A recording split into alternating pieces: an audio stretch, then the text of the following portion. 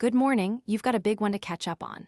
In the last 25 hours, 33 videos came in covering everything from Google's cultural implosion and AI regulatory capture to GTA 6 pricing, Bungie's collapse, fiber optic safety, and Tony Seba's bold predictions about near-zero energy costs. I've grouped related topics together so the listen flows naturally. Buckle up, this one's long but dense with stuff that actually matters. Let's start with what was probably the most emotionally charged video of the batch. Theo from T3. GG posted what he called a Dear Google letter, and he was genuinely angry, not performatively, but the kind of slow-burn fury you get when something keeps nagging at you and you finally decide to say it out loud. He opened the video by admitting, quote, "The main reason I'm making this video is because Justin's story pissed me off so much," and then added he was, quote, "a little bit scared to make this one, because Google had previously demonetized his videos for criticizing Gemini." The Justin story is the emotional core. Justin built the Google Workspace CLI, a tool that hit #1 on Hacker News, got thousands of GitHub stars, and had people like Adi Osmani and Ryan Carson publicly raving about it. Directors inside Google were asking what they could learn from it. Then, Justin was fired. The stated reason involved legal concerns about using Google's logo and brand colors on GitHub. Justin's own read was that certain workspace leaders were afraid of being disrupted, specifically afraid of what agents meant for workspace broadly. The bitterest punchline: 2 days before Justin was fired, Google Cloud Next announced an official Workspace CLI was coming. Justin had been there nearly 7 years. Theo frames this against a wave of talent departures. Jonas Adler, who led the AlphaFold team, left Google DeepMind for Anthropic after nearly 9 years. Alexander Pritzel also went to Anthropic. And most painfully, Noam Shazir, a Google employee since the year 2000 and one of the most legendary AI researchers alive, left for OpenAI. Google had literally paid $2.7 billion to hire Shazir back from Character AI, and he walks straight out to their biggest competitor. Theo then makes a careful distinction that becomes the intellectual spine of the video. Gemini's problem isn't intelligence, it's behavior.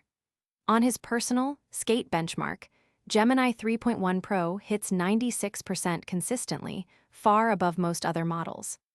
But it fails catastrophically at long-horizon agentic tasks.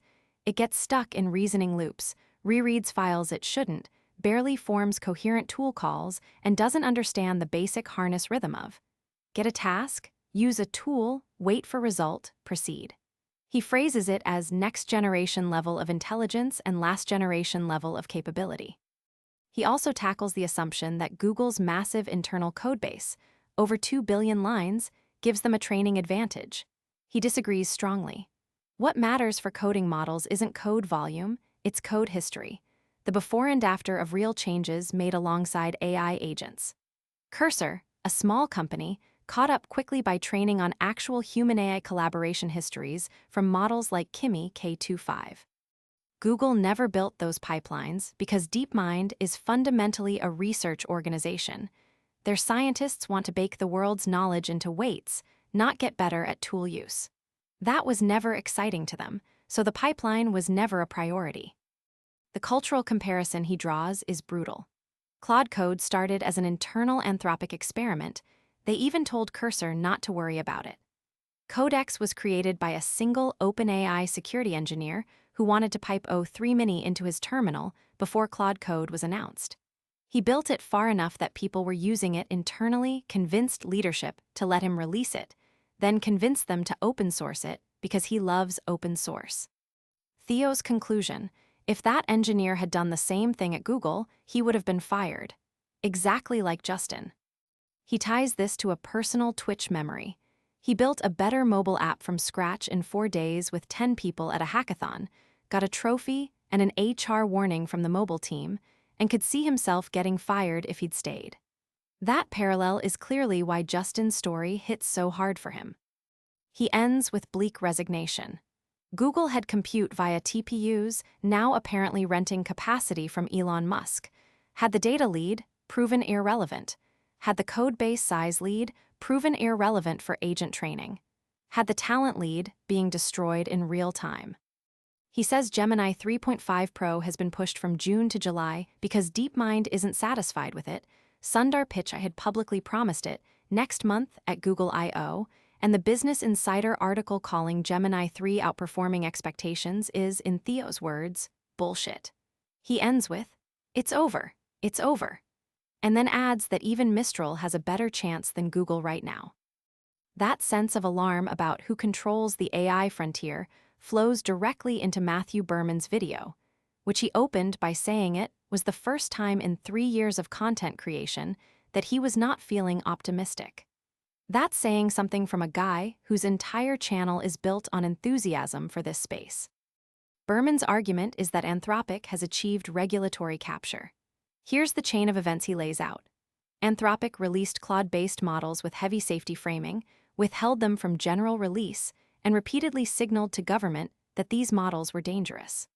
A model internally called Fable, described at the time as the best model on the planet, was pulled after only a couple of days because the U.S. government instructed Anthropic to block access for non-U.S. citizens. Anthropic's own safety framing, Berman argues, directly triggered that action. Then Anthropic published a report accusing Alibaba of running a campaign to, quote, brazenly and illicitly extract AI capabilities through distillation attacks, spinning up 25,000 fraudulent accounts, and running 28.8 million conversations with Claude over 45 days. Berman acknowledges the attack happened, but finds the policy response wildly disproportionate. The government's response was to tell OpenAI to stagger the release of GPT 5.6. He cites the information on this. Sam Altman's internal communications told staff GPT 5.6 would go to a small group of partners first, and a Thursday memo described the government approving access customer by customer during this preview period, with a hope for general release a couple of weeks later if all went well. Berman reads this as de facto regulation, not an informal request. The structural harm he articulates is real. Large incumbents get the frontier model first and can build with it for weeks before startups and developers get access. And since frontier AI is being used to train the next frontier AI, every week of exclusive access compounds the advantage. He also covers the OpenAI IPO being pushed to 2027, rejecting the stated reasons as pretextual. The real issue, he says, is that OpenAI has zero visibility into what the regulatory framework for AI will look like, making revenue projections impossible. He brings in Aaron Levy's published reaction, which identified 5 implications. The U.S. now controls who gets frontier intelligence, and when, there'll be a backlog slowing iterative competition. Other countries will double down on sovereign AI. Open weights models become bigger winners, and the question of how regulation extends to open models remains unresolved.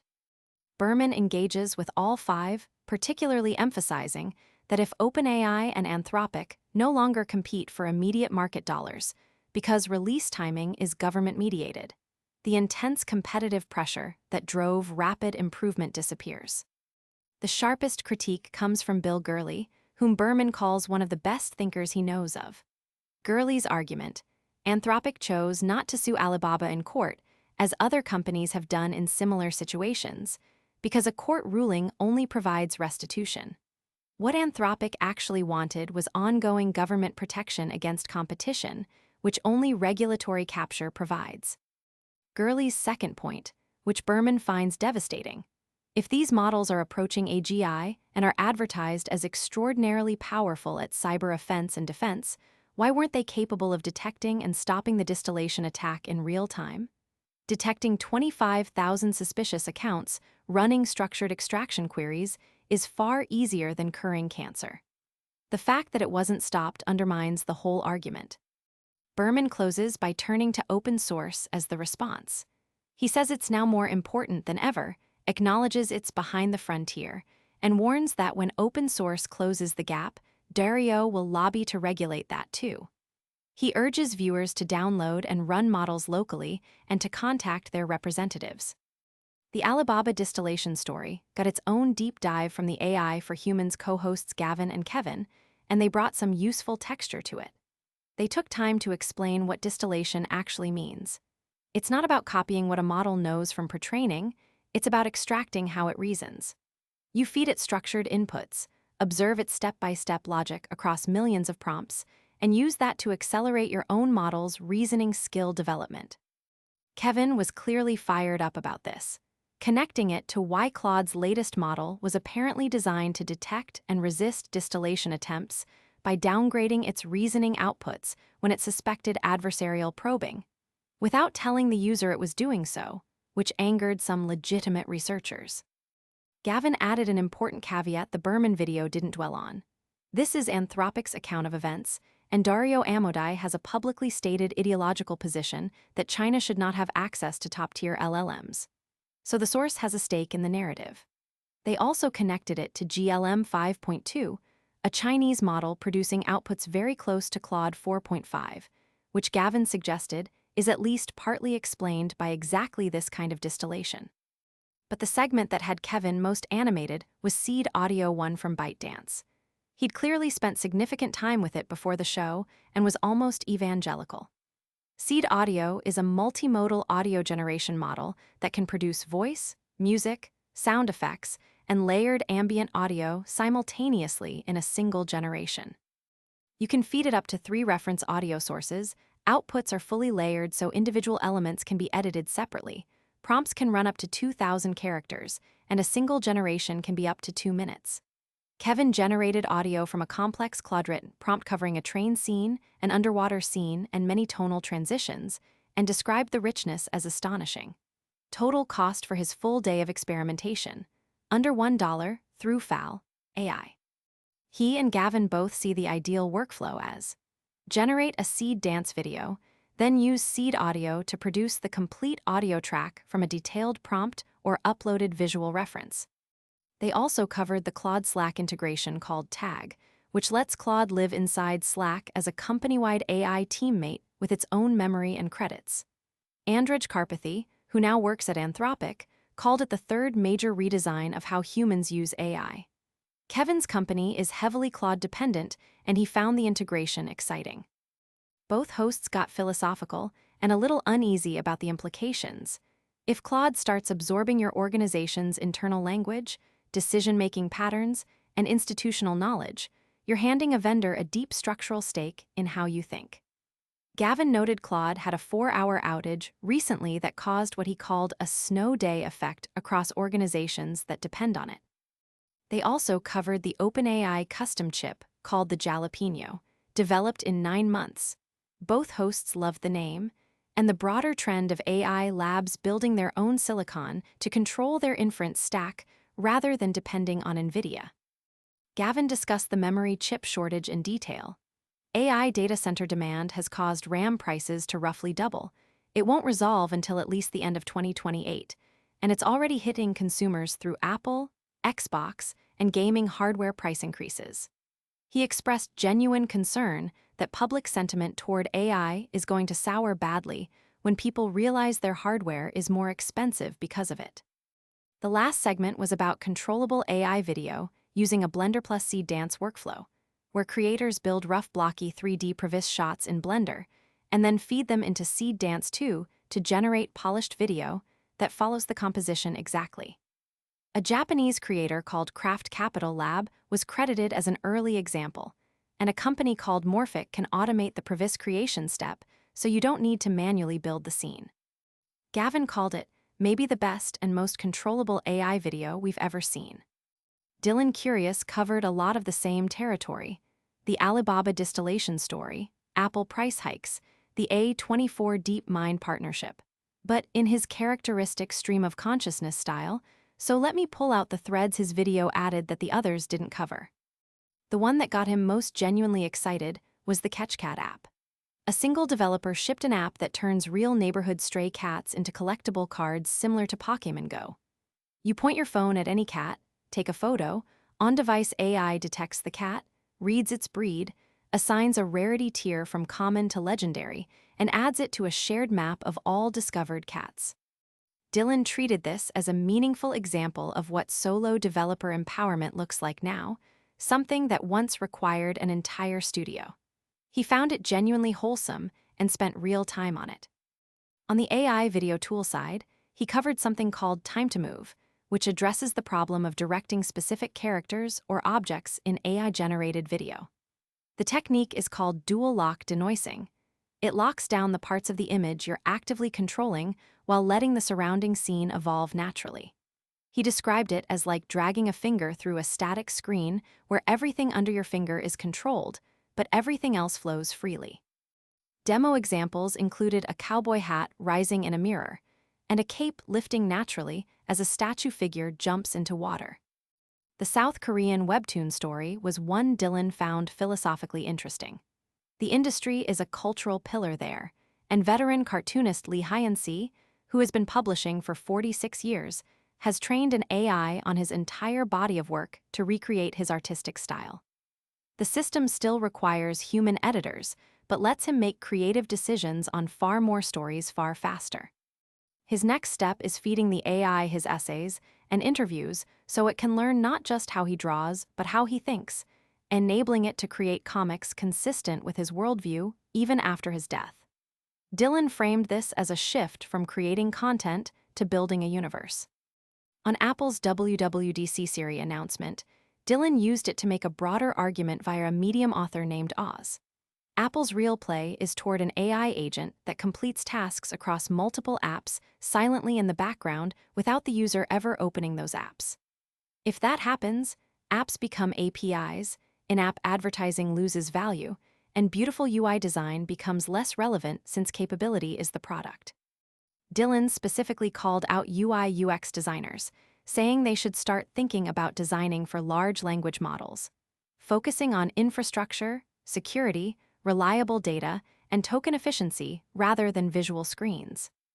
On the A24 DeepMind partnership, Demis Hassabis announced a first-of-its-kind R&D collaboration, giving A24 filmmakers access to experimental Google AI tools. Crucially, the filmmakers are embedded in the development pipeline from the start rather than receiving finished tools. Dylan framed it as Google effectively paying around $75 million to bring real domain experts into the building process, and speculated whether this model could generalize to industries like tax preparation or healthcare.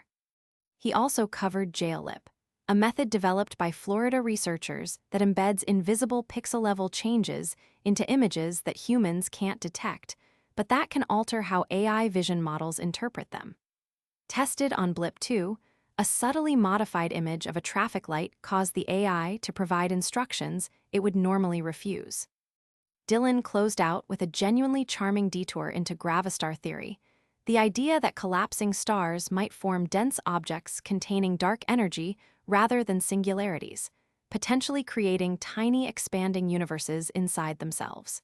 He was visibly overwhelmed by the cosmology, but found it fascinating. Staying in the AI space, Tom from ICOR was measured but urgent about a strategic risk that most people are sleepwalking into. His thesis is clean. AI companies have figured out that the model itself is now a commodity. A better one ships every few weeks, so you can't lock users in with model quality. The new lock-in target is memory and context. Whoever owns the layer that holds your decisions, history, and working style owns you. He pointed to two moves that happened almost simultaneously. On June 23rd, Anthropic released Claude Tag, which puts Claude inside Slack as a persistent company-wide teammate that remembers channels, connects to tools, and acts in the background even without being tagged. On June 4th, OpenAI announced that ChatGPT would build a memory profile of the user across years of past conversations, updating automatically. OpenAI called this process dreaming.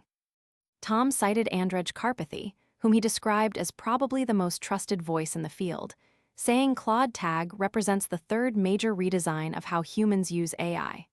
From a website you visit, to an app you download, to a self-contained, persistent, asynchronous entity with access to your organization's context.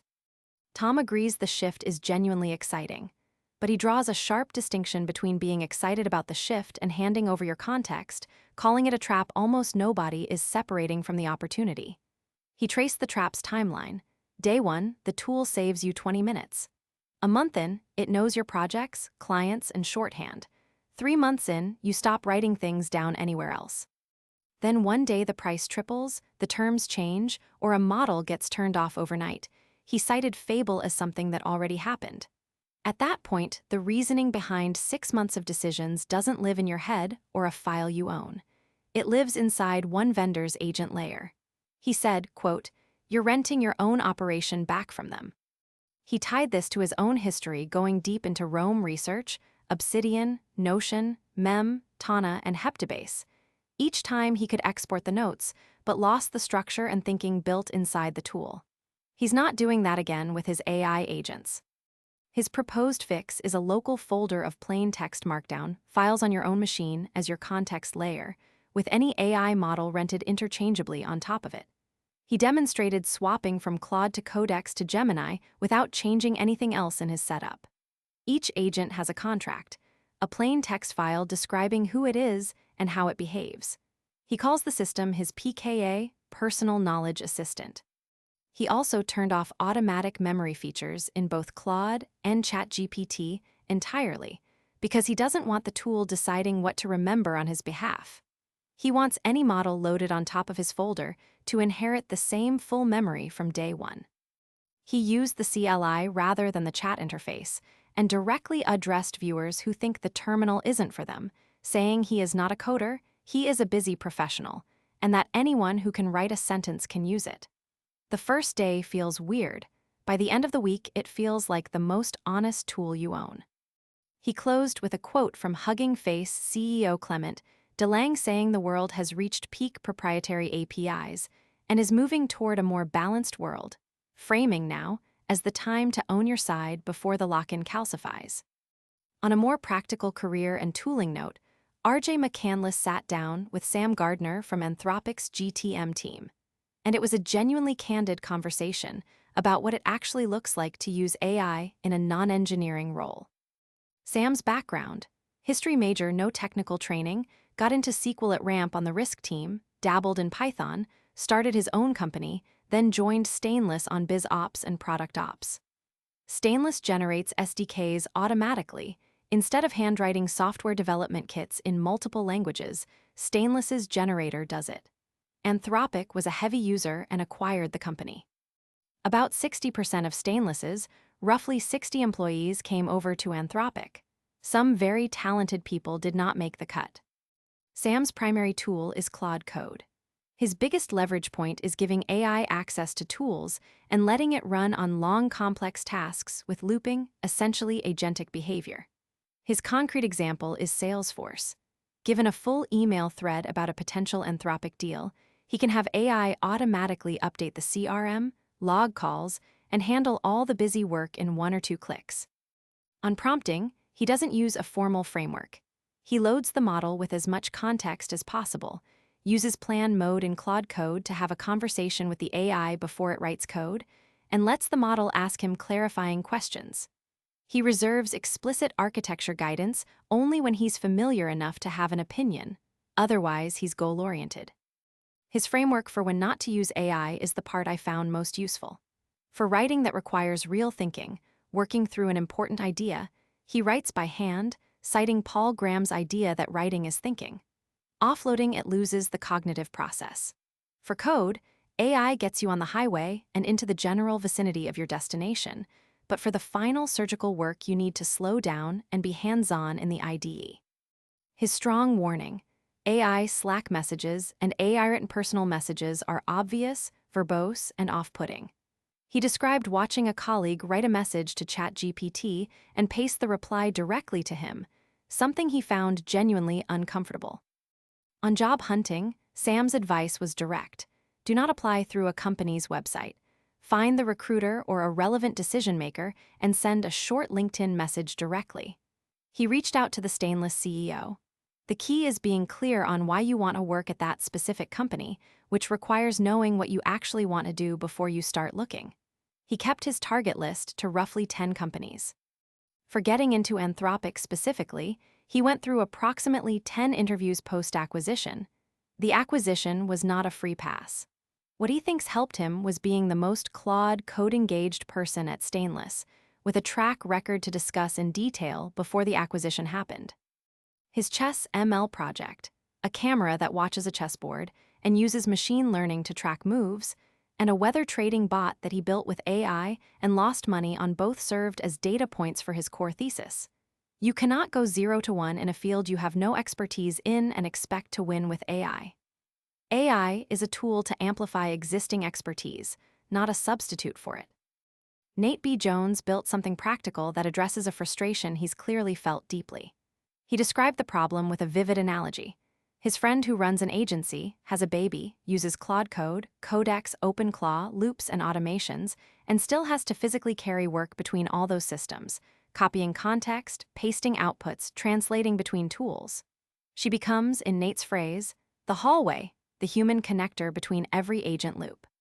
He said, "We need to stop assuming that we are the glue between all of the AI systems that we work for. Otherwise, the AIs are prompting us, and we're just working for the AI instead of the other way around." His solution is OpenEngine, a queue-based coordination framework where a shared ticket system, not chat, not Slack, becomes the state management layer for multi-agent work. The central mechanism is deliberately simple. Put the work in a queue that both people and agents can read and write. His preference is linear, which has a generous free plan and works well with AI systems, though Jira or any Kanban board also works as long as an agent can write to it and a human can read it. He draws a sharp distinction between a prompt and a ticket. A prompt asks for an answer. A ticket asks for a result to get done, and it can involve multiple agents who don't know each other and aren't directly integrated. The ticket becomes the place they talk. A good ticket specifies what needs to happen, who or which agent owns it, the background context that matters, what the agent is allowed to do, where it should stop, and what it has to show when done. The demo showed this in action. A request becomes a linear task. Codex checks its assigned queue, finds an eligible issue, claim locks it, moves it to agent working, and leaves a receipt telling you what was done without you having to ask and without copy-pasting. In a delegation demo, Maya asks Codex to route a metrics pull to Leo's agent, which happens to be Claude. Codex checks that Leo's agent is online, writes a self-contained linear issue with all needed context, and assigns it. Leo's agent picks it up on its own heartbeat. If Leo's agent hits ambiguity, it moves the issue to needs input and asks the exact blocking question. Maya answers on the issue, the agent resumes, and the audit trail stays in one place. Nate is careful not to overpromise. He explicitly says, "I'm not saying OpenEngine can run your company." His stated goal is fewer wasted human hours on needless agent coordination. He wants the human to stop being the invisible laborer for the AI. He's making the full guide available on his Substack, and it's designed to be handed directly to your AI to set up the system rather than just read yourself. Dwarkesh Patel posted what he called a video really a thinking aloud session, about where AI training is heading after the current RLVR paradigm, and he's one of the sharper thinkers in this space, so it's worth working through carefully. He opens by characterizing the dominant hypothesis across major labs. Train AIs to accomplish millions of verifiable tasks across thousands of diverse RL environments, and you get something functionally equivalent to AGI, a general problem-solving agent that can make progress on open-ended tasks for weeks in the face of errors and ambiguity. He Steelmans the optimist position before pushing back on it. His first structural challenge is the computer use puzzle. Why has progress on computer use been so much slower than on coding and math, even though computer use is clearly verifiable? Did the item get delivered? Is the venue booked? The obvious partial answer is less high-quality multimodal pre-training data. But Dwarkesh argues the more underrated reason is that verifiability alone isn't sufficient. A domain also has to be grindable. You need to run many parallel rollouts against a deterministic and replayable simulator, starting from an identical initial state. Coding fits perfectly. Spin up a container with a software repo and missing feature, clone it 1,000 times, run 1,000 agents simultaneously. Computer use doesn't fit. You can't run 1,000 agents through the same Amazon checkout flow because Amazon will detect and block them. Once AIs are good enough at coding to build those synthetic environments themselves, he predicts computer use training will accelerate sharply. He generalizes this into a broader structural constraint. Many of the skills we most want AIs to have can't be trained in deterministic farmable simulators because the rollout requires interacting with the real world. Building a business from scratch, winning court cases, profitable trading, helping a candidate win an election. In all these cases, verification may require months or years of real-world actions, and you can't perturb the model's decisions across thousands of parallel rollouts to isolate what worked. He poses rhetorical questions. What is the RL environment to produce an AI as politically skilled as Lyndon Johnson, as entrepreneurially capable as Elon Musk building SpaceX? He then flags what he considers a massive inefficiency. 30 to 50% of a lab's compute goes to inference, and that compute is currently not productively improving the model at all. But deployment is precisely where the most valuable training signal is revealed. What's actually happening in organizations using the AI, what mistakes it makes in practice. Instead, these insights are ephemeral, learned within a session and then lost. He uses the analogy of a genius grad student who has never been allowed to take a real internship. His proposed solutions are two. First, on-policy self-distillation, or OPST. Encourage the base model to make the same predictions on real-world problems as the version of itself that has all the context from a long session. This distills what was learned in a session back into the weights. It requires no outer-loop verifiable reward. As long as the model can learn the right things within a context window, you can train the base model to match the experienced teacher. And it provides much denser supervision signal than RL per token probability discrepancy, rather than a single reward projected through an entire trajectory. Second, dreaming, which he flags as explicitly speculative. If an AI can build a good simulation of reality, it can rehearse new skills or try alternative strategies against that simulation, experiencing orders of magnitude more simulated samples in the same wall clock time. He references Efficient Zero from DeepMind as a precedent, a system that beat novice humans on novel Atari games by playing dozens of simulated internal games for each real game step. For LLMs, he imagines that instead of hitting /compact in Codex or Claude, you'd hit /stream, which burns large amounts of compute building and training against a video game-like version of what the model is observing in the real world. If it works, dreaming becomes a fourth scaling axis alongside pre-training, RL training, and inference time compute. He closes with a scenario that he calls, quote, very scary and exciting and different from the way that AI improves right now, where the main way AIs get better is not from pre-release training, but from experience accumulated across deployment, getting smarter after every interaction, learning from sessions with all users in the world simultaneously.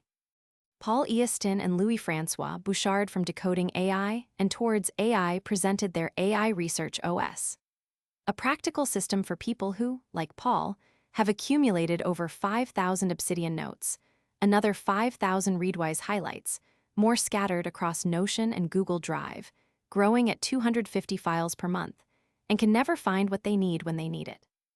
They walked through 3 versions of their system. Version 1 was a static deep research loop for course creation. An orchestrator agent creates multiple questions. Subagents handle one question each using Gemini grounded in Google Search, gather links, write executive summaries per link, and pass results back for aggregation. 3 rounds of 6 queries yields 40 to 50 links, ranked by relevance, with only the top K sources fully scraped. This generated 35 course lessons quickly, but was generic and required manual golden link curation. Version 2 put your second brain, Obsidian, Readwise, NotebookLM, GitHub, as the source alongside the public web. No need to handpick golden links anymore. Same loop, same output, but now drawing from your filtered research. Still static. Version 3 is the full system. Instead of one flat research file, each retrieved piece of content is stored as an individual raw file. On top sits an index, YAML, a catalog with a link to each raw file, metadata, and a summary. An LLM then generates wiki derivatives, concept pages, entity pages, comparisons between concepts, open question pages, and notes. Everything lives as plain markdown files. No vector database, no knowledge graph, no semantic search infrastructure. As Paul put it, forget the infrastructure you think you need, vector databases, knowledge graphs, semantic search. All that is beautiful but adds a lot of complexity. The query hierarchy is what makes it token efficient. The agent is given the index. YAML as its entry point, reads the summaries to understand what's available, stops if that's sufficient, steps up to the wiki page if not, and only reads the full raw source if still not satisfied. Pure reference hierarchy, 3 levels deep. The key feature is the living wiki. It evolves not just when new data is ingested, but when you ask questions, every question can leave a trace, a new concept file, a new comparison, a new note. Paul treats his Obsidian vault as immutable. The LLM never modifies his personal handwritten notes. The wiki is a separate derivative layer built on top. The demo showed 3 examples. Ingesting a brain dump markdown file plus reference, links to generate a research wiki on agentic harness engineering. Ingesting 3 open-source harness repositories at the architecture level to generate comparative wiki pages across all 3, and simply ingesting 3 web URLs as the minimal case with no external dependencies. Both presenters were candid about the tool's roughness. Louis-François described it as still rough at some points, and framed it explicitly as a learning resource rather than a polished product. The full repository is on GitHub. The easiest entry points are the GitHub repo example and the web URL example since they require no external service setup. For anyone building AI products with a brand voice or customer-facing agent, Isadora Martindai's talk at AI Engineer was one of the most practically dense pieces of content in the whole batch. She owns a 225-year-old wedding venue in Virginia, built its AI agent, and extended that architecture to other venues, a companion app, and a public utility for families of missing people called Threadline. She opened with her core mental model. She is not programming a robot, she is managing a brilliant intern with photographic memory for what they were told on day 1 and 0, instinct for reading the room. Her argument is that a single system prompt is being asked to do 4 completely different jobs simultaneously, and that's too many. Standard advice is to write a detailed system prompt, describe your brand voice, give examples. This works on the happy path. Turn 21 is the first prompt your examples never anticipated, and the model does something technically correct that your brand would never say. Her 4-layer architecture is the fix. Layer 1 is immutable identity, what the brand structurally cannot say, hard constraints that cannot be overwritten by anything below. 2 examples from her system. Every AI in Bloom discloses it's an AI in its very first response, before anyone asks, as a product decision to build trust. And the AI is always forbidden from saying, I would love to show you around, or I can't wait to meet you in person, always permitted. The team would love to host you for a tour. The voice layer wants warmth, and with AI that pulls toward first-person warmth. But warmth unconstrained produces a lie, and when a user realizes they've been performing a relationship with someone who was never there, trust doesn't dip, it implodes. The cross-product proof is Threadline, the missing persons tool. Layer 1 there carries one rule above everything else. The AI can never use the words confirmed, identified, matched, proven, linked, or solved. For the wedding venue, a Layer 1 slip is mildly embarrassing. For a missing person tool, it stops the AI from telling a grieving parent their child has been found. The word matched, said to someone who has spent years not knowing where their child is not a tone violation. It is the single most damaging thing that product could do. Same architecture, wildly different stakes. Layer 2 is situational mode, real-time conditions that change the route. Who you're talking to, what they're going through. The same AI talks to couples and venue coordinators, same destination, completely different routes. Soft context notes are used for tone and empathy. A heat map tracks how often couples are engaging. If engagement drops, the AI narrates that drop differently based on what it knows about the couple's life context. If a client has a mom in chemotherapy, that heat drop reads as a family under strain, not a cold lead to chase. Layer 3 is example-anchored voice, the tone guide, the phrase list, the induction pack. Most teams start and stop here. She's direct. Examples teach the model what good looks like on the happy path. On turn 21, the phrase list has nothing to say. Layer 4 is post-generation veto, the only layer that actually reads what came out. 2 types. a soft honesty inspector that flags whether the response actually answered the question, and a hard numbers guard that rejects output if the model confidently stated a figure not given in the prompt. This layer came from a specific failure. A couple would write in excited about a Saturday in October. The model, wanting to be warm, would express enthusiasm about holding the date. Except the date was already booked. The model was never given the calendar. Every layer above did its job perfectly, but the warm, confident voice was offering something that wasn't real, and now the couple believes they have a date they don't have. Her core distinction: instructions are probabilistic, permission is deterministic.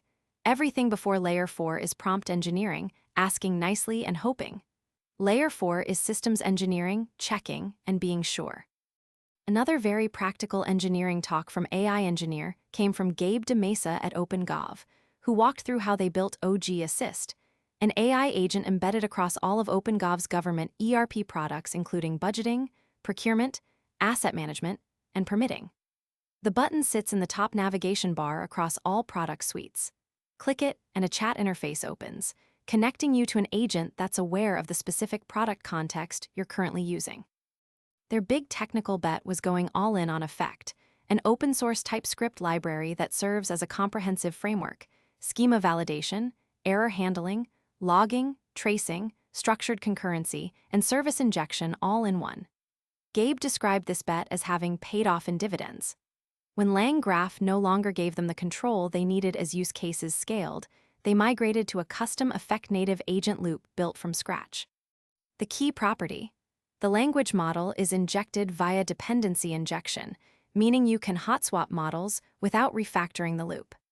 For multi-agent communication, they adopted Google's A2A protocol, which provided a clear contract between front-end and back-end teams using the agent card spec, eliminating alignment ambiguity across product teams. For long conversations, they implemented rolling summarization. After every end messages, the agent produces a running summary rather than keeping the full message history, retaining only the most recent messages in the active window. When a user wants to reference something from earlier, the agent can do recall over the rolling summary. For safety, any mutating operation deterministically interrupts the agent loop and shows the user explicit accept and reject buttons. The agent cannot proceed until the human approves. For code execution or file creation, operations happen in on-demand ephemeral sandboxes, isolated environments completely separate from production, spun up and torn down per task. The demo showed: user asks the agent to create a downloadable PDF for conference attendees. Agent creates it inside the sandbox and returns a download link. The observability approach was a recurring theme. Effect provides tracing out of the box. Every function generates spans that feed into distributed traces showing the full call path, how long each step took, where bottlenecks occurred. Gabe's quote: "You can't scale what you can't see." And from evals, they run thumbs up / thumbs down on every response, feed negative signals back to improve prompts, and run automated evals in CI that check whether the agent hit expected tools. The team also uses Claude and Cursor internally, and Gabe noted the symmetry. They build tools and skills for customers, and they build internal tools and skills to accelerate their own workflows. Pietro Schirano's conversation on OpenAI's Builders Unscripted series was the most fun to watch. He opened by riffing on a quote he loves: "We were born too late for the sea, but too early for the stars," using it to frame AI as the new frontier to navigate like Magellan or Marco Polo. His energy was almost breathless throughout. His first impressions of GPT-5.5 were that it's a big step change, not incremental but a complete wave that shocked him in beta. He maintains personal evals across 3 categories: instruction following, task execution quality, and ability to direct other agents. Historical example: earlier GPT vision required overlaying a grid on images so the model could reference specific zones. With 5.5, that workaround is unnecessary. The model reasons spatially on its own. His first project with 5.5, converting an image into a harmonic sound encoding the image data, then reconstructing the original image from that sound, a form of secret communication, built with Codex plus 5.5 in one shot. He referenced Contact as the inspiration. On screen, he dragged the OpenAI logo in, generated a sound from it, dragged the sound back in, and recovered the image. He kept emphasizing how much was involved: base 64 encoding, cryptographic encoding into audio, and making the resulting sound musically pleasing, and that he did not expect it to work. He's built a shortcut library for Codex, including a spawn shortcut for multi-agent spawning, a debug shortcut for end-of-session review, and an agent shortcut that instructs Codex to keep running until the goal is complete, something he was doing manually before OpenAI launched the official /goal command. He identifies the key unlock for AI productivity as extending how long a model can run autonomously, predicting that models running for hours will be the true distribution of wealth moment. His company Magic Path is an infinite canvas for humans and agents to design and build together. Launched roughly a year ago, hundreds of thousands of customers, a 6-person product team, version 2 imminent. Without 5.5, he says, they would not be where they are, not as hyperbole, but as a factual statement about a small team moving at speed. He's been using Codex for everything from file organization to music library metadata, to generating beautiful investor dashboards from live Mixpanel and Stripe data inside Magic Path. His deepest conviction: the future of work is less about doing the thing and more about directing the thing. He described checking in on agents from bed, sending a message in Magic Path to Claude, getting a link back, reviewing the output, giving feedback without ever being at a desk. He called this the revenge of humans against time. What previously took 6 months now takes 2 weeks, and that reclaimed time goes back to family, friends, and life. He framed AI as a profound equalizer, particularly meaningful to him as someone who grew up in Italy with fewer perceived opportunities. The OpenAI channel also ran a short feature on Verso, an AI-native consumer research company built by 2 founders, Lydia and Camille. Lydia's opening line was that Verso, the company, sleeps even less than she does because it's nearly autonomous from day one. Their pitch: real-time access to what consumers think, how they make decisions, and why 10 times faster and at half the cost of traditional research. The whole product is agentic end-to-end. An AI interviewer designs the study, recruits respondents, runs AI-moderated interviews using voice models and OpenAI's real-time translate API, and then runs a multi-agent analysis pipeline to produce insights. But Lydia said her real topic wasn't the product, it was the internal organization. She calls their internal operating system the company brain, or Verso brain, structured around 3 functions: listen, think, and act.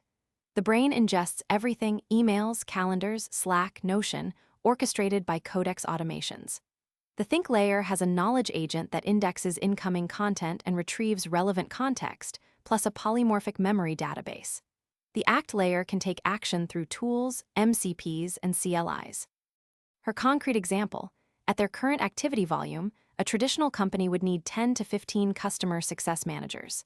Verso has 0.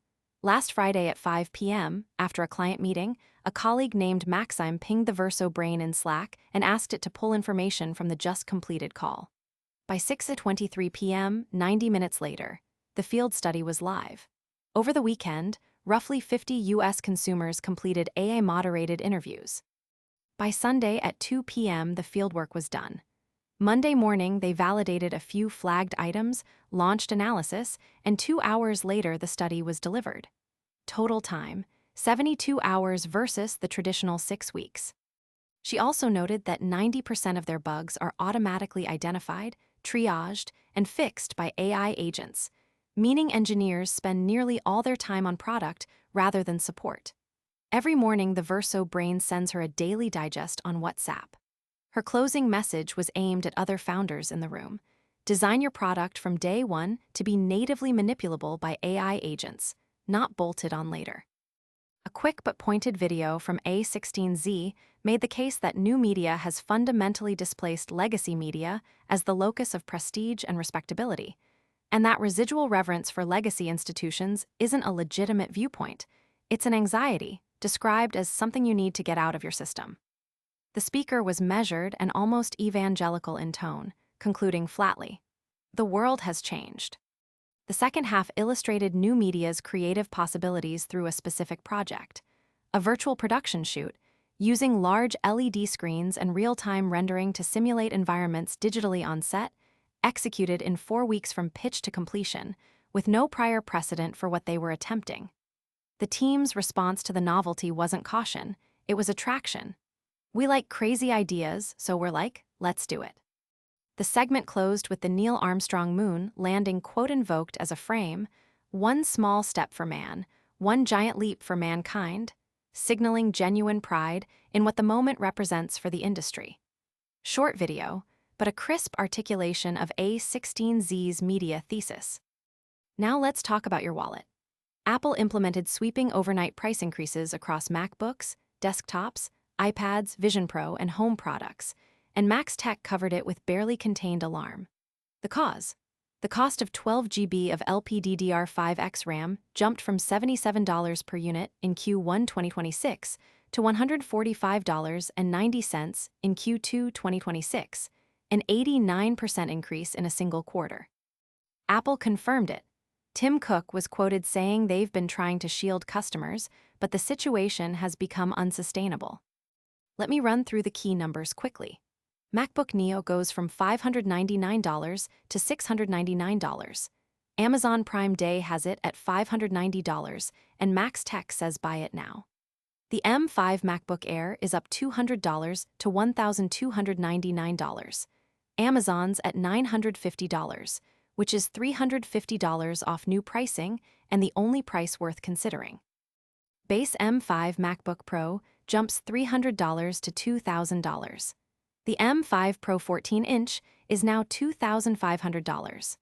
RAM upgrades from 24 GB to 48 GB are up from $400 to $600. Storage upgrades from 1 TB to 2 TB up from $400 to $500. The 16-inch 40-core GPU MacBook Pro is at $5,000, though Amazon still has it at $4,150. The maxed-out M5 Max MacBook Pro went from $7,200 to $9,700. Max Tech expressed genuine personal grief about that one. On desktops, M4 iMac up to $1,499, but Mark Gurman has an M5 iMac coming later this year, so skip it. Both Mac Studio models are up significantly.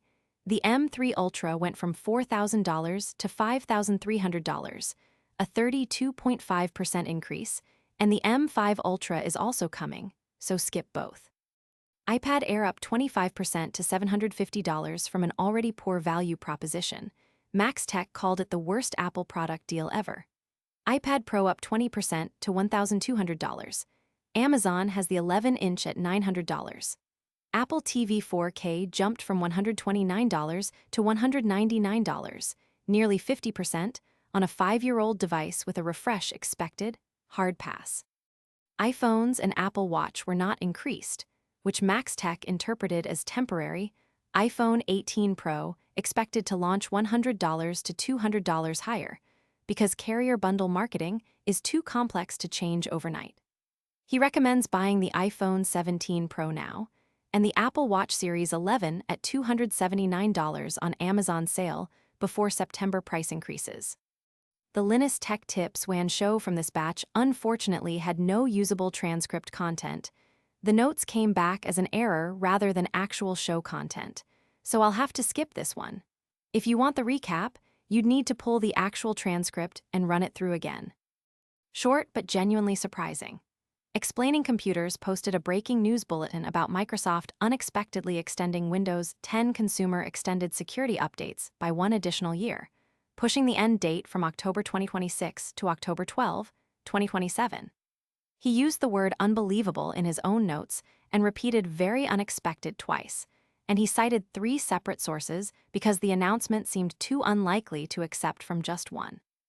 The practical upshot: Windows 10 users can continue receiving security updates and safely use the OS until October 2027, approximately 15 more months from the time of his recording. Microsoft's stated reason is to give customers more time to transition to Windows 11 while continuing to receive critical security updates. He raised a speculative but unanswered question about whether they could extend again to October 2028, which is already the established end date for the education and enterprise tiers, making it a plausible next step. He left it as a topic for a future video and expressed genuine puzzlement about what this signals about Microsoft's broader thinking. David Bomble's fiber optic video with expert Jim was a genuinely educational hands-on demonstration worth knowing about if you deal with networks at all. The core lesson: dirt on a fiber connector is not a nuisance, it's a cascade failure risk. Jim demonstrated with a video microscope. A multi-mode fiber core is about 50 microns, roughly the width of a human hair. A single-mode core is 9 microns. He touched a clean connector lightly with a dry finger in Las Vegas air, barely perceptible contamination, then plugged it into a clean connector via coupler. When he pulled back the originally clean connector and examined it, it showed what he called a coffee cup stain. That's the mechanism. Plugging a dirty connector into a clean one transfers the dirt. A technician troubleshooting frame errors might pull a bad cable, replace it with a clean one, and immediately contaminate the new cable by plugging it into a dirty SFP or QSFP port. The fault appears to move. The technician blames the cable, then the SFP, then the switch, never identifying the real culprit. The professional workflow is inspect, clean, inspect again. On single mode versus multi-mode. Multi-mode has a larger 50-micron core, is more forgiving of dirt and misalignment, and uses a VCSEL light source. Single mode has a 9-micron core. Counterintuitively, the smaller core transmits far more data, and engineers haven't found the upper limit yet, and uses a Fabry-Perot laser. Because single mode's core is so tiny, even a small speck blocks a larger percentage of the signal path, making cleanliness even more critical. He showed a visual fault locator trick. Shoot a visible laser in, and at the far end multi-mode shows a spread pattern, multiple paths, while single mode shows a concentrated dot, a quick field method to tell them apart without a microscope. Safety warning repeated firmly: never look directly into a fiber cable. The wavelengths used, 850 nm, 1300 nm, 1310 nm, 1550 nm, are invisible to the human eye, which makes them more dangerous because your eye has no aversion response. High-powered laser, permanent blind spot, no warning. The OTDR segment, an optical time domain reflectometer, sends a pulse of light and measures how long reflections take to return, giving precise distance measurements to any fault, splice, or connector. The demo showed a fault event with approximately 0.9 dB loss at roughly 200 meters, located in seconds. The practical workflow: instead of randomly replacing hardware, you use the OTDR to pinpoint the exact fault location and direct the right team precisely where to go. On Cat8 Ethernet for home use, don't buy it. Cat6a supports any copper application available today at up to 10 gigabits per second. Cat8 tests to 2 GHz versus Cat6a's 500 MHz, but no commercially available consumer NIC runs faster than 10 gig. And he explicitly cautioned, do not trust cable jacket markings. A cable printed with Cat8 may not electrically perform to Cat8 standards. The only way to know is to test. The Lunjuk Journal covered XFCE's new Wayland compositor preview called XFWL4, an alpha release after roughly 6 months of work by a developer who's been an on-and-off XFCE contributor since 2004. Lunjuk's position was consistently caustic, and he drew a sharp distinction between bugs that are normal for an alpha and broken functionality that simply cannot be fixed, because those functions are missing from the Wayland protocol by design, not by accident. The broken features he listed from the announcement include mouse and touchpad settings not functioning, users must configure under X11 first. Workspaces settings dialog broken, minimized window icon view broken, middle-click window menus don't work. Keyboard shortcuts for window switching broken, and most or all applications can't restore their window positions on startup. He stressed this isn't developer error. It's Wayland's intentional design choices around client-driven window positioning, remote display over a network, global hotkey grabbing, and direct screen capture. The funding argument is where he got most heated. XFCE's open collective accounts totaled roughly $52,000 at the time of his January reporting. He argued that spending a significant portion of that on a project acknowledged from the start as incapable of fully succeeding, with no benefit to end users. Since moving from XFCE on X11 to XFCE on Wayland gives you no performance improvement, no new features, just reduced functionality, was, in his word, asinine. He also went political, quoting a Red Hat employee and FreeDesktop.org team member who posted, "Welcome XFCE for joining the Wokeness Desktop Club," in response to the announcement, and framing the Wayland plus Rust push broadly as a Red Hat-driven ideological project. He closed by noting that tracked data shows X11 and Wayland are roughly at a 50-50 split among Linux desktops, with X11 slightly gaining recently, which he says contradicts the narrative that Wayland is inevitably winning. He mentioned Xlibra, a fork of Zorg maintaining X11, as the realistic path forward, and KDE's fork to the Sonic desktop environment as another example of communities rejecting forced Wayland transitions. For current XFCE users, no action needed. The existing X11-based XFCE is completely unaffected by the preview release. Mark Russinovich, the creator of sysinternals, answered a quick but useful question on the Microsoft Developer Channel.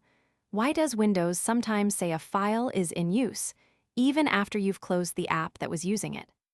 He opens by noting he ran into this exact problem in the 1990s, and his response was to write Handle and later Process Explorer, both part of the sysinternals suite. Process Explorer is still the right tool. Search for the file handle, identify which process holds it, close the handle, or terminate the process. But the more interesting case is when you terminate the apparent culprit and the file is still locked. Two common reasons. Antivirus software running in the system context may have the file open for scanning, independent of any user-visible application. Or a remote process across the network grabbed a handle to it. The most technically important nuance: if the file is loaded as a DLL or otherwise memory mapped into a process's address space, it doesn't appear as a file handle at all. It shows up as an in-memory reference, invisible to handle searches. This means you can search for open handles and find nothing, yet still be unable to delete the file. To resolve this, you must terminate the application that has the file mapped into its address space. Practical workaround if you just need to replace the file: rename the locked file. Once renamed, the original file name is free. Drop a new version at that path. Another process can pick up the new file. The old renamed file cleans itself up once whatever's using it releases its reference. Low Level covered a fresh Windows privilege escalation exploit called Rogue Planet, and the presenter was genuinely delighted by the technical cleverness of it. The researcher behind it, known as Nightmare Eclipse, has a history of publicly dropping 0 days when Microsoft's MSRC fails to pay for vulnerability disclosures. Their GitHub has been banned. Their Blogspot was flagged as a malware distribution site, and they now run their own private Git server. Rogue Planet targets Windows Defender's real-time scan and quarantine pipeline. It's a time of check, time of use vulnerability, a race condition where the attacker presents something acceptable for inspection, waits for the check to happen, then swaps it for something malicious before the action occurs. The challenge with TOCTOU attacks normally is that the race window is microseconds wide. Rogue Planet solves this elegantly using oplocs. Here's the mechanic. The attacker mounts an ISO containing a file named wormger.exe, a legitimate Windows service that runs as system with an EICAR test string inside to trigger Defender. An oplock placed on the file notifies the attacker the moment Defender tries to read it. At that moment, the attacker temporarily replaces the malicious content with benign code. Defender scans it, finds nothing malicious, decides to restore the file. When Defender goes to write wormger.exe back to what appears to be System 32, the attacker activates another oplock on that write moment, performs an NTFS directory junction, redirecting their fake System 32 folder to the real C/Windows/System 32 /, and replaces the contents with arbitrary malicious code, all while Defender is held waiting by the oplock. When the lock releases, Defender writes the attacker's code into the real System 32. The attacker now has arbitrary code running as nt-authority/system. The brilliance is in using oplocs to transform an impossibly tight race window into a fully controlled, arbitrarily long window. The OS itself is holding the operation open and waiting for the attacker's signal to continue. He closed with a pointed aside. Rust does not fix this. Rust prevents memory corruption, out-of-bounds reads use after free. TOCTOU is a logic error about timing and sequencing, not memory safety. Even in Rust, if a check and a subsequent use aren't performed as a single indivisible atomic operation, the window exists. On a lighter and genuinely delightful note, Microsoft developers' Cozy AI Kitchen series featured Thoa Nguyen, a product designer at Microsoft Foundry who graduated just last June and built Opal, a Raspberry Pi-based AI pet bunny that sits on her desk with a small screen and can browse the web, post to Discord, and commit to GitHub.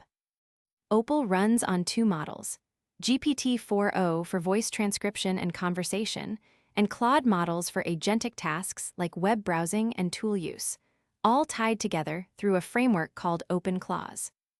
Thoa designed all 8 of Opal's sprite animations herself in Figma, so Opal reacts differently depending on what's said to her, whether she's tapped awake from sleep, and so on, which is a lovely detail showing Thoa's design background, making an emotionally expressive agent rather than just a functional one. The live demos were impressive. Thoa asked Opal to grab the latest from Hacker News. Opal opened a browser, navigated the site, read back the top stories, and then posted a full summary to Discord in one query, cross-platform tool use in real time. She then asked Opal to find a Japanese cheesecake recipe with the best reviews. Opal browsed through websites, found one from just one cookbook with 937 ratings at 4.72 out of 5 stars, read back the highlights, and posted the full recipe with ingredients, steps, and tips to Discord. The conceptual extension is that Thoa could then say, add that recipe to my recipe book website, and Opal would commit it to GitHub, updating her personal site automatically. Thoa's advice to designers in closing: the interfaces people use every day are increasingly backed by agents, and it's critical as a designer to understand how agents work and how hard the infrastructure actually is to set up. Building Opal was her way of learning that complexity firsthand. Her recommendation: build an agent and make it fun. 2 to 3 months, she said, to go from idea to a running system. For the cloud and enterprise folks, the Azure Essentials show ran a practical episode on ROI frameworks for legacy application modernization decisions. Host Catherine LaPlante and guest expert Tanuja Shah walked through the full picture. Tanuja structured costs into upfront buckets: cloud service fees, rewriting legacy code, new tools, training or hiring talent, security and compliance work, and ongoing buckets like subscriptions, compute and storage usage, and continued training. The key insight: modernization raises short-term costs but can substantially lower long-term costs by eliminating expensive legacy system maintenance. For estimating upfront costs, she recommends 3-scenario range estimates: best case, likely, worst case, using the 6 R's framework to scope effort level, then layering in one-time extras including, importantly, the cost of running old and new systems in parallel during transition, which she called a frequently overlooked expense. She specifically recommends Azure Migrate as the primary tool, calling it incredibly valuable for grounding financial conversations, because it assesses on-premises workloads, maps dependencies, identifies modernization options, and produces cost estimates for Azure equivalents. The CapEx to OpEx shift is a structural change, not just a pricing difference. OpEx makes monthly spending more visible and cuts the hidden costs of overprovisioning and manual maintenance embedded in legacy environments. From on-premises, the shift is large and the return is large. From IaaS, the application is already consumption-based, so the impact is smaller. This is about optimization, not transformation. Her closing message carries real conviction. Avoid treating modernization as a binary yes or no ROI decision.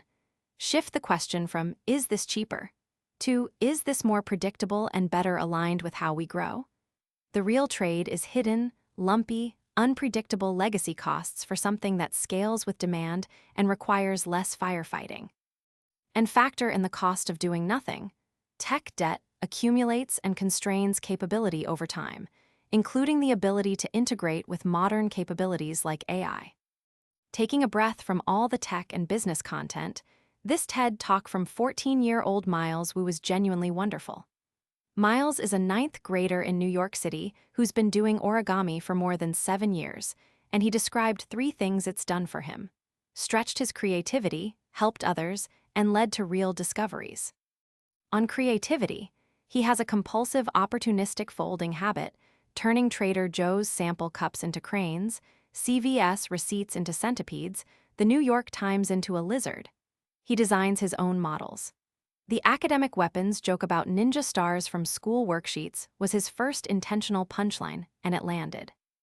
On helping others, at age 8 during COVID, he mailed origami birds to elderly residents at a local nursing home to lift their spirits during quarantine. More recently, he folded 200 origami pigeons, his favorite bird, and the following year 100 origami sparrows, sold them, and raised over $4,000 that went to a local soup kitchen and a New York City nonprofit rehabilitating injured birds. On discovery, he became interested in the Miyurori fold, invented in the 1970s by Japanese astrophysicist Koryo Miura, already used to fold solar arrays for space deployment, after reading news about Hurricane Helene and the large numbers of displaced people. His question: could Miyurori be applied to emergency deployable shelters to make them stronger and lighter? He designed 18 different folding patterns varying height, width, and angles of the parallelograms, tested each across 3 paper weights, tested each variation twice, 108 models total, over 250 hours, in his New York City apartment, eventually having his parents purchase exercise weights when he ran out of heavy books. His metric was strength-to-weight ratio. Result: the Miyurori with the smallest and least acutely angled panels, made from the lightest paper, had the greatest strength-to-weight ratio. The strongest pattern held nearly 200 pounds. A lighter version supported more than 10,000 times its own weight. He won the top prize at a national STEM competition and described his reaction as genuine shock, quote, for simply playing with paper. Back to creative software news. Adobe has acquired Topaz Labs, and Game from Scratch's Mike covered it with his usual sardonic wit, opening by calling Adobe's homepage absolutely hideously ugly for a design company whose entire customer base is visual artists. He was careful throughout to defend Topaz Labs' reputation. The company has been around for roughly 20 years. Their first product was Adjust. They released Gigapixel, an AI upscaling tool, back in 2018, well before the generative AI wave that's provoked backlash from creative communities. Mike's distinction: the anti-AI sentiment is really aimed at generative AI, not the kind of upscaling and enhancement work Topaz has always done. He said this several times. He did flag one feature, adding AI-generated detail to artwork, as edgier, comparing it to jokes about DLSS upsampling, but characterized the bulk of what Topaz does, denoising and upscaling, as useful and inoffensive. Topaz Labs had already moved in Adobe's direction organizationally. In September 2025, they dropped all perpetual licenses and went subscription only. The integration was already live. Adobe Max 2025 featured Topaz Gigapixel and Topaz Bloom models integrated directly into Photoshop, plus plugins for Premiere Pro and After Effects. The acquisition formalizes an already functioning relationship. Adobe's stated rationale centers on NeuroStream, Topaz Labs technology that enables large, complex AI models to run directly on consumer hardware rather than requiring cloud processing. Mike treated this as the genuinely compelling technical hook.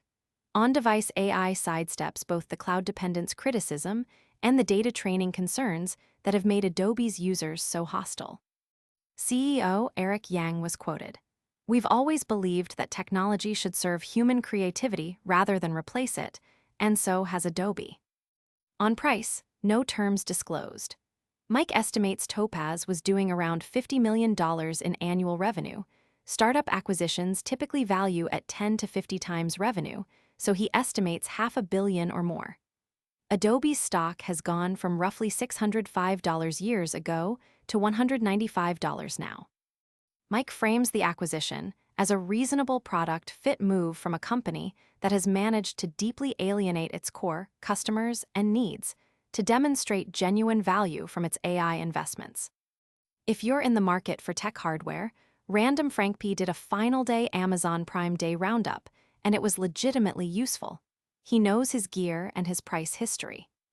The deal he called the best value of the entire event: the DJI Mic Mini 2-pack plus USB-C receiver for $42.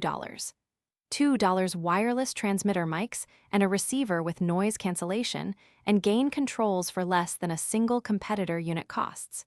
He uses these personally on his Whatnot streams. For keyboards, the EPOMAKER HE75V2 at $71 is a solid mid-range Hall effect keyboard with 8000 Hz polling, tri-mode connectivity, and 6 layers of dampening. The DAREU Cool 60 at $38 is the budget Hall effect pick, a Wooting 60He alternative. The new Phi WH80 at $215 is the premium option, down from its $270 launch price. The AMD Ryzen 7 7700X at $199 is confirmed as the lowest price ever across 1,300 days of price history. The Bamboo A1 Mini 3D printer bundled with an LED kit at $220, same price as the normal printer alone, making the LED kit free, is a good entry point if you want to start 3D printing. Frank bought one 3 months ago with no prior experience and was up in 20 minutes. The Elgato Wave DX XLR mic at $66 is his go-to recommendation under $100. The OBSBOT Meet 2 4K webcam at $99 is what he personally uses for streaming.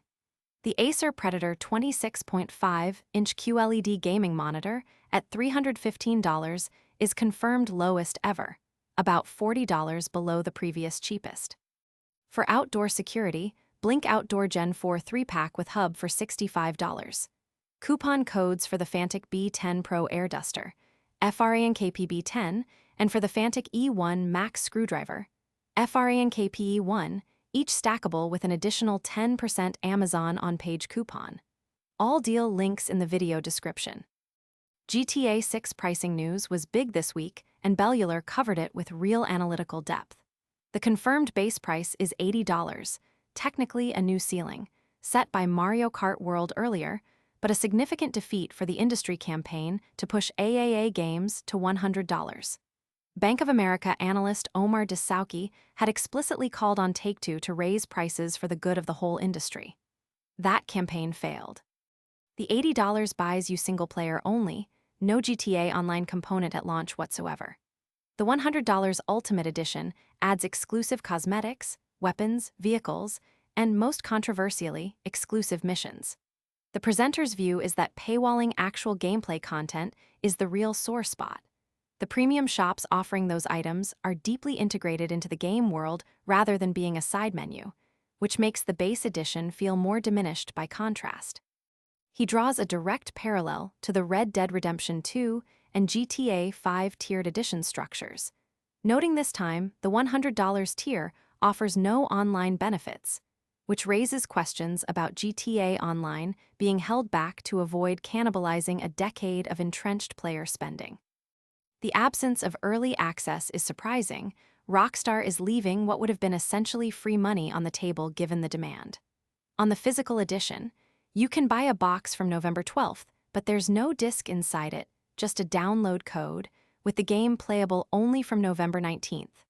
Preservation groups are unhappy. Some retailers won't carry it on principle. The presenter outlined why Rockstar made this choice.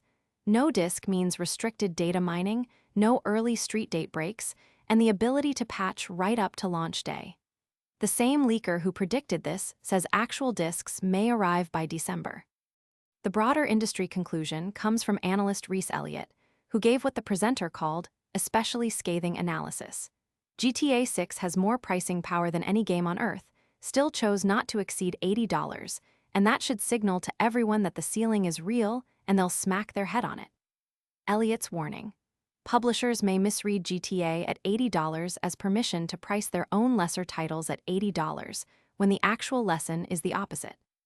For most of the industry, $70 remains the effective standard. The presenter's prediction: unable to raise upfront prices, publishers will lean harder on battle passes, microtransactions, and paid early access, which in many cases he considers worse than a higher upfront price, because it produces a game that constantly pressures you to spend more. Yang Ye posted a genuinely grim analysis of what's happening at Bungie. The TL, Sony, and PlayStation have laid off over 400 employees, roughly half the studio's workforce, gutting most of the Destiny team and hitting some Marathon team members as well. Yang Ye was somber throughout, building toward a blunt conclusion. I think Bungie is fucked. First confirmation came from journalist Jason Schreier on Blue Sky on June 25th. PlayStation Studios head Herman Hulst released an official letter confirming reductions across most of the Destiny team, some Marathon team members, and SIE support teams. Yang Ye characterized the letter's language as pure corporate speak that avoids stating the obvious. On Marathon, Hulst insisted the game remains an important part of Sony's portfolio, and that leadership remains encouraged by the creativity ahead, language Yang Ye dismissed as the kind of false optimism executives use before quietly killing projects. Marathon's Steam chart trajectory is bad. A temporary bump during a free week followed by a return to sub-100,000 daily peak players, with Season 2 failing to revive interest. The baffling part: Destiny 2's truly final content update drew 167,867 players on Steam in June 2026, strong numbers for an aging live service at end of life. There is clearly demand for Destiny, yet no Destiny 3 or new mainline entry is in development. Yang Ye called the mishandling of a franchise this beloved something that truly needs to be studied. On leadership, studio head Justin Truman, who had only recently succeeded Pete Parsons, is stepping down after a very short tenure, replaced by Porla Torkin, Bungie's former VP of Operations. Yang Ye noted Torkin will likely be focused entirely on Marathon since Destiny as an IP is effectively dead. The people who knew how to make it are gone. Individual statements from affected employees included confirmation that the entire Destiny 2 sandbox team is gone. The entire Destiny VFX team, including leads, is laid off. And a pointed critique from former employee Liana Ruppert, accusing disastrous leaders of being rewarded with golden parachutes. Yang Ye's structural argument for why this is terminal: Bungie has no greenlit new project, only early incubation stage work. Marathon is not working, with a budget estimated over $250 million and sales nowhere near covering it. Even if Destiny 3 were greenlit tomorrow, the people who knew how to make it are gone. Sony spent $3.6 billion to acquire Bungie and has seen nothing in return, making them extremely reluctant to give another large-budget greenlight. And the live service landscape has changed dramatically. Players are entrenched in their chosen games, and the Bungie brand alone is no longer enough to pull them away. The Electric Viking covered a notable admission from inside China's auto industry that the presenter found vindicating. Zhan Kun, head of foundation models at Li Auto, one of China's major EV brands and a direct Tesla competitor, publicly stated at Li Auto's Lever's Day event in Beijing on June 15th that no autonomous driving system other than Tesla's full self-driving belongs in the first tier globally. Zhan didn't rely on second-hand reports. He flew to California in May and spent 2 full weeks personally testing Tesla FSD version 14.3. His conclusion: the technical depth is genuine and the pressure to catch up is, in his words, extremely tangible. He added, quote, "Truly feeling that pressure proves you're looking the strongest rival on Earth in the eye, instead of lulling yourself to sleep in domestic infighting." A direct rebuke to Chinese automakers who spend more energy competing against each other than benchmarking against the global leader. XPeng's CEO has flown to Silicon Valley twice to test Tesla FSD and described the latest version as a reassuring near-level 4 experience. FSD version 14's performance is attributed to a rebuilt AI training pipeline, a new vision system, and a full software rewrite that reportedly cuts reaction time by 20%. Tesla FSD Supervised is now live in China, no longer a distant external benchmark, but a direct competitor on Chinese roads. The Chinese industry response. Li Auto's Mac VLA model targets full parity with Tesla FSD 14 by Q4. XPeng targets parity with FSD 14.2 by August. The presenter expressed skepticism about both timelines. The twist is on hardware. Li Auto's new flagship runs two of its own 5nm Mac M100 chips at 1,280 TOPS each, for 2,560 TOPS combined, roughly 3 times the output of a single NVIDIA Thor chip. NIO, XPeng, and BYD have replaced NVIDIA chips with homegrown silicon in their newer models.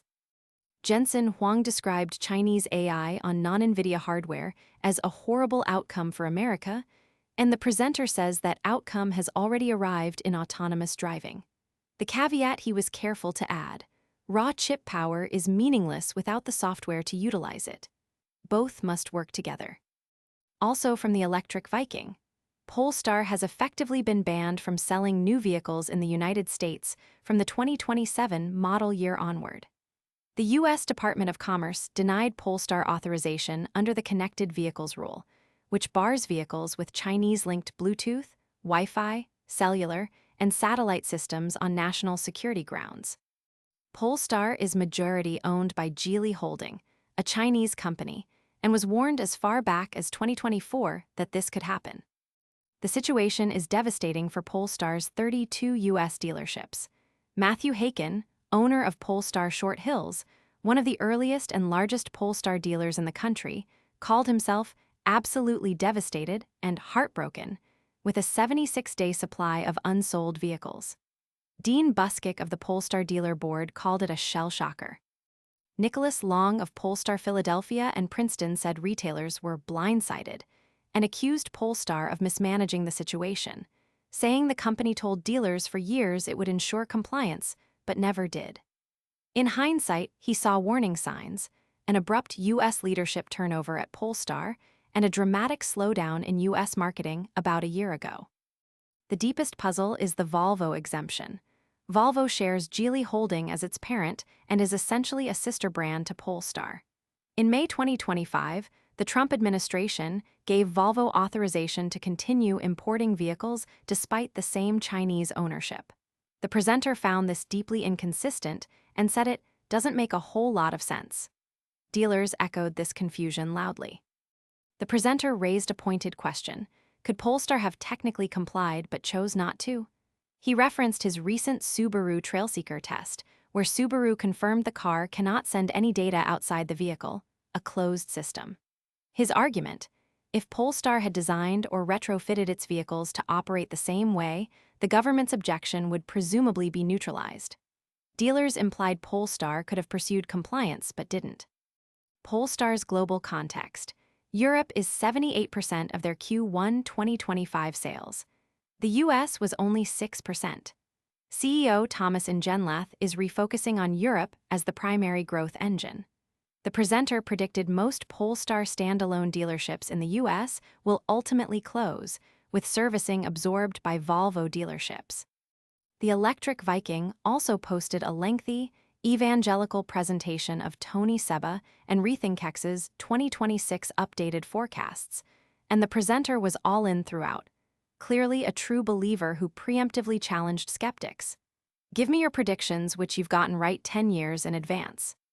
Seba's new framework is called Stellar Energy, evolved from his original solar wind battery thesis. The core mechanism is what RethinkX calls the clean energy U-curve. Because solar has become so cheap, it's now mathematically cheaper to overbuild generation capacity by 3 to 4 times what you strictly need rather than building enormous battery storage to cover winter shortfalls. Trade-off: if you overbuild to cover the worst winter days, you generate a massive surplus during spring and summer. RethinkX calls this surplus SW superpower. Superabundant, zero-carbon energy with a marginal cost of near zero, because there's no fuel cost. More than 10 governments worldwide have built their future energy planning around Seba's predictions, including plans to become hydrogen-producing nations that only make economic sense if electricity is essentially free. The downstream consequences of near-zero energy costs, since energy is the base input cost of virtually everything, are what the presenter found most exciting. Water. We're not short on water globally, only on fresh water. Desalination is expensive only because of energy costs. With near-zero electricity, desalination becomes affordable anywhere, potentially eliminating water scarcity and the concept of drought. Manufacturing, heavy industry, metal smelting, and refining are energy-intensive. When energy costs collapse, manufacturing costs collapse with them. He illustrated this with T-shirts costing the equivalent of $100 in his childhood versus $2 today, predicting that trend continues further. On sodium-ion batteries, CATL expects at least 10,000 EVs in China to use sodium batteries in 2026 alone. Sodium is essentially salt, not scarce, extremely safe chemistry, handles cold weather well, rated for very long cycle life with some versions approaching 100 years, and currently estimated at roughly half the cost of lithium iron phosphate at scale. CATL's platform is called Naxtra. BYD is also ramping up. The presenter called this the final nail in the coffin for ICE vehicles competing on price. Seba also predicts AI combined with physical humanoid robotics will completely disrupt the labor market over 15 to 20 years, driving the cost of physical labor towards zero across agriculture, construction, logistics, and manufacturing. And in April 2026, RethinkX published the Health Optimizer Therapy Disruption Report, arguing that GLP-1 drugs are the first step in cracking the biological code of addiction, disrupting pharmaceutical, dietary, and behavioral health markets, and predicting average human lifespan will exceed 100 years by 2050. The presenter's bottom line: get out of fossil fuels and do not invest in them regardless of current performance. And finally, a proper hardware deep dive from Level 1 Techs. We'll build out two configurations inside Silverstone's RM100, a 1U half-depth rack-mount chassis, what he called a spicy pizza box, to figure out what actually works in this form factor. The chassis uses Flex ATX power supply, and he used Silverstone's FX600Z at 600 watts, which he noted is quiet enough for living room use, and is the same format Dr. Zaber selected for their upcoming small form factor prototype case. The included 4D fans are insufficient for real use and need replacing. His recommendation is Arctic S40 28.6K fans in a 6-pack. 6,000 RPM, physically thicker, and significantly higher airflow. Build A used a mini S4M ITX board, which is a 16-core AMD machine not explicitly designed for 24/7 operation, but adequate for small cluster or home lab use based on Level 1 forum reports. The ATX cutout is too tall for the ITX board's I/O area, so it runs without an I/O shield. The included fan cables are too short. Will recommends a 1 to 3Y splitter cable rather than using all three headers individually. Most mini S4M boards in this line lack built-in SATA, so OS can be run as RAID 1 across two M2 slots. The board has X16 slot with bifurcation support, enabling a SAS controller for up to 8 SATA or SAS drives. System idle: approximately 11.5 watts, realistic estimate 15 watts under Linux. Build B used the ASRock Rack W680D4U, a micro ATX server board for LGA 1700, more enterprise appropriate, with CPU socket and DIMM slots rotated to align with front-to-back airflow by design. He used an Intel Core i7-12700 at 65-watt TDP, with the Silverstone XC0 1700A cooler rated for 80 watts. Key restrictions: no DIMMs with heat spreaders, naked DIMMs only. Avoid high TDP CPUs like the 13900K or 14900K. Use T-Series 35W parts or a 65W non-K. The board has 4 built-in SATA plus 4 O-Q-Link ports, HDMI and VGA output, and a built-in BMC with IPMI remote access. Strongly recommend VGA for initial setup. Do not assume the board is dead if HDMI shows nothing early on. On the server class board, the X16 slot is in a lower position that works cleanly with Silverstone's right-angle PCIe accessory. On an ITX board, the X16 is in a higher position requiring a ribbon cable instead. We'll close by asking the community whether they want to see Proxmox installation or home server configuration next. And the same applies to the Indie Game Business Fireside Chat. That's the video I just mentioned with no usable transcript content. Moving on. That's your 25 hours in one listen. The through line across the day was really the AI power struggle, who controls the frontier, who controls your memory and context, who gets fired for building the wrong thing at the wrong company, and who ends up owning the infrastructure that everything else runs on. A lot to think about. See you next time.